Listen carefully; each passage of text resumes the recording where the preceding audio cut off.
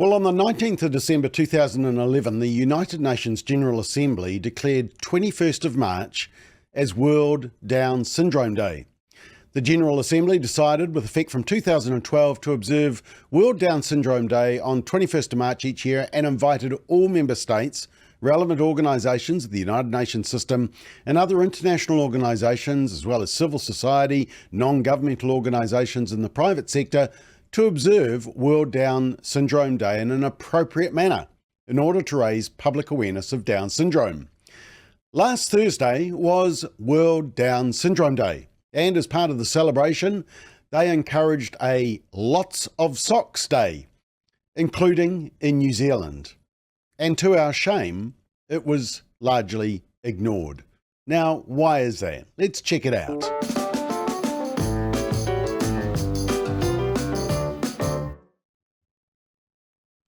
So World Down Syndrome Day is observed and celebrated each year on March 21st, an our annual occasion to educate the world on the beauty and uniqueness of those with the condition, as well as highlight the extraordinary value they bring to our communities.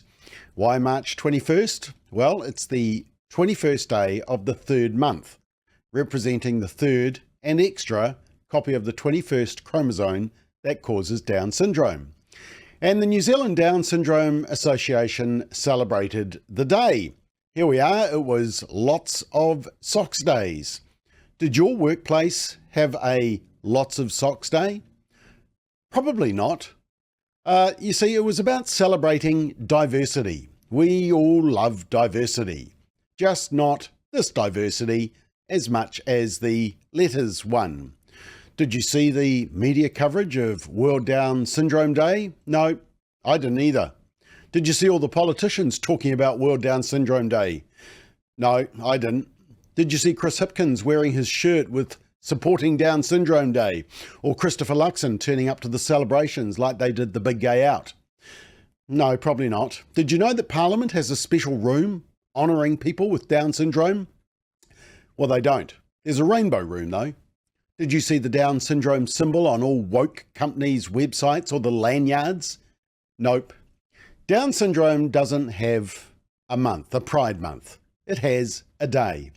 It doesn't have a ratepayer-funded parade.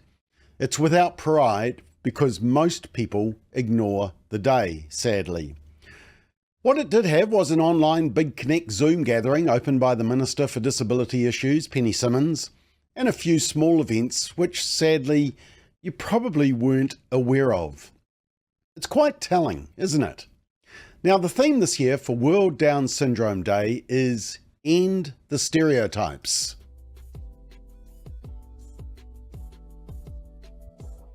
All people are different. Bit dot reads doesn't come back this card. All people with an intellectual disability are different. Don't all act the same way. Nosotros no disfrutan mismas cosas. We each have our individual identity. We have our own interests. We have our lives. And our own dislikes. We have our own game. In our own talents. Just like everyone else.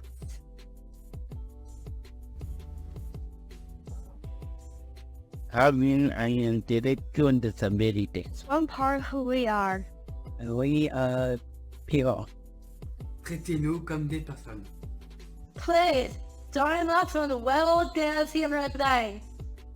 March 21, 2024. Do and not stereotypes.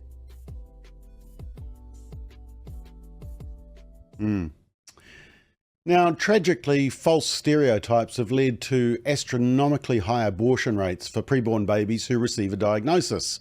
In fact, data suggests that in the US, pregnancies with a Down syndrome diagnosis will end in abortion 60 to 90% of the time. It's even worse in Iceland and Denmark, where 97% of preborn babies are Downs are being aborted, And in New Zealand, it's estimated that as a result of screening and abortion on demand, that 71% of babies diagnosed with Down syndrome are now killed in the womb. It's estimated there would be 3 times the number of babies living with Down syndrome in New Zealand if there was no screening and abortion available. Organisers of this year's international effort say that children and adults with an extra chromosome are often underestimated and excluded because of incorrect stereotypes. For example, many people seem to assume people with Downs lack special gifting or are incapable of developing and cultivating an individual identity and interests. They often falsely believe they're not as smart or sharp. It's just not true.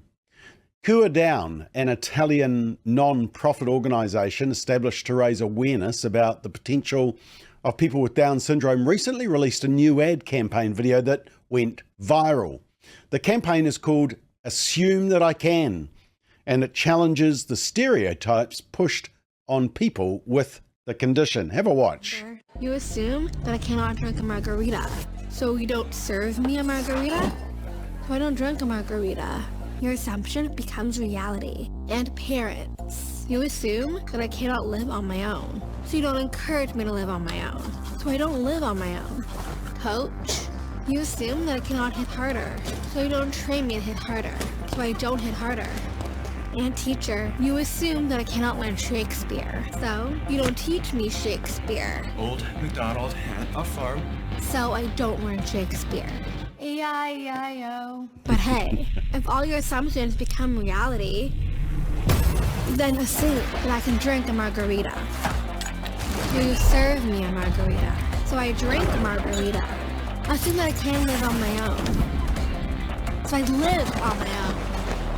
Assume that I can hit harder, so I hit harder. Assume that I can learn Shakespeare, so what fools these mortals be. Assume that I can, so maybe I will. Yeah, very cool. According to PR Week, since its release about 2 weeks ago, it's been viewed 4.1 million times on TikTok and 5 million times on Instagram. And Cure Down has followed it up with shorter videos of individuals with Down syndrome rising above the low expectations of Down syndrome stereotypes, including Sophia, who gives a TED Talk. I have Down syndrome. Of course, you assume I can't do a talk in front of thousands of people.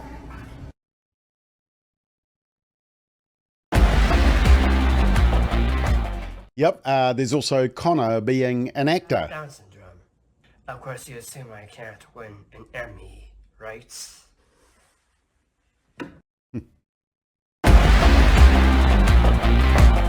And there's Anika being a model. Have Down syndrome. Of course, you assume we can't model.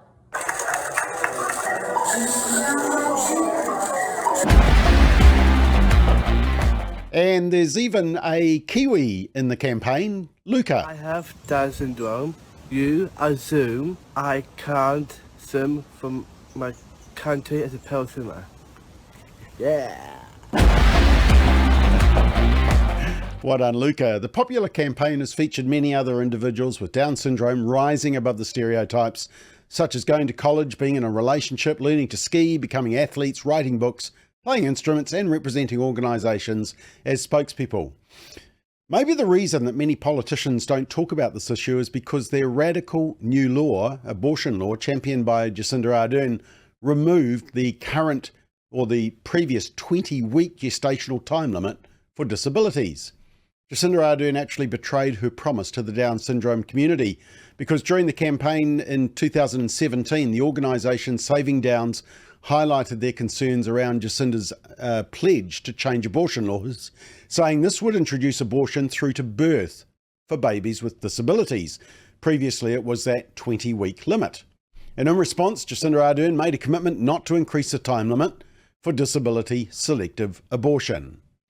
Well, abortions are now available up to full term under the new law, with a wink and a nod from 2 abortionists after the 20-week mark. In fact, an explicit ban on disability discrimination abortions was voted against by a majority of MPs. So while the media and the woke politicians and virtue signalling workplaces are all over Pride Month and Pink Shirt Day and Pride Week in schools and International Women's Day, even though they probably can't define women, Down Syndrome Day is largely ignored. In fact, in 2018, members of New Zealand's Down syndrome community said they were appalled by an insensitive and ignorant recent Shortland Street storyline. Have a watch. You can't raise a disabled child. With support. It'll crush her. This is just one of the scenes that has upset those living with Down syndrome and their families. They want others to know that having the condition isn't a disease. Down syndrome, it's not about suffering. It's not, because it's an intellectual disability. Andrew Oswin sits on the committee of the Canterbury Down Syndrome Association, and he says he couldn't be happier. It's fantastic, it's amazing, and you are special. Kim Porthouse from the New Zealand Down Syndrome Association is a midwife and also has a son with the condition. From a miserable life with a munted baby. She says Shortland Street should have provided more information and used positive language. The word munted is just so offensive. Those with Down syndrome and their communities want Kiwis to get the right message. Many people in New Zealand need to understand who we are. The company that makes Shortland Street released a statement saying the producers work closely with medical advisors to ensure health storylines are depicted with care in the context of a drama. We don't think a special viewer guidance message is called for right now, but we will consider the full range of audience views when making future decisions. Kim Porthouse says she just wants society to accept people with Down syndrome. And with support, they will be able to reach their goals. Make a great graduate. Be an actress on Shortland Street. Andrew Oswin has a piece of advice for everyone about Down syndrome. Keep calm. It's just an extra chromosome. Excellent. And now, unfortunately, students with a disability don't have a cultural and media-based lobby group or cross-party parliamentary network or a Down syndrome tick for the workplace. A survey of parents of disabled children found that almost 60% of children with disabilities have experienced bullying in the past 5 years. But our culture is obsessed with sexuality and gender confusion. But they can't find the energy to honour the blessing of children with Down syndrome. It just doesn't seem sexy enough, does it? Now, in fairness, there were a couple of good exceptions. Eden Park posted this. Tonight we're shining yellow and blue for World Down Syndrome Day. People living with Down syndrome are individuals with their own interests, preferences and talents, and we want to help amplify their voices and end the stereotypes. We're proud to support Upside Downs to help give a voice to Kiwi kids with Down syndrome. And the New Zealand Herald did a piece related to the school's Polyfest happening last week, where they highlighted a student from Marcelin College. But I did a survey on all our social media pages asking people whether they were aware of the day and whether they'd observed it. Did they have the sock day? Lots of socks day. Overwhelmingly, it was no, sadly. Let me finish with a Kiwi example. South Aucklander Pearl Va'afusuanga and her husband didn't need to think about it when they were told by doctors that their son had Down syndrome. As far as they were concerned, every human deserves life. And as a mother of a Down syndrome son, she has an important message. Let me leave you with this.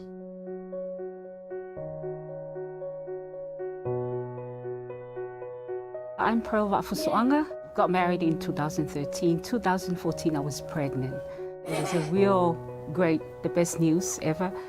20 weeks, they did say that it's 90% he's Down syndrome. And then they give the option that, we can actually go through abortion. We can given that, there's a lot of limitation, you're going to have difficulties, looking after this child because of the limitation, not only health-wise, but also physical-wise. When they told that, it was just non-negotiable. For us, we didn't have to think about it. I mean, they had to tell us to go to a room next door. They'll give us all the time there is in the world, and we look at each other. My husband would say we didn't need to think about it. This is our baby, this is our child. We're not gonna think any other way. It's gonna be birth. And so when he was born, it was confirmed that he was Down syndrome.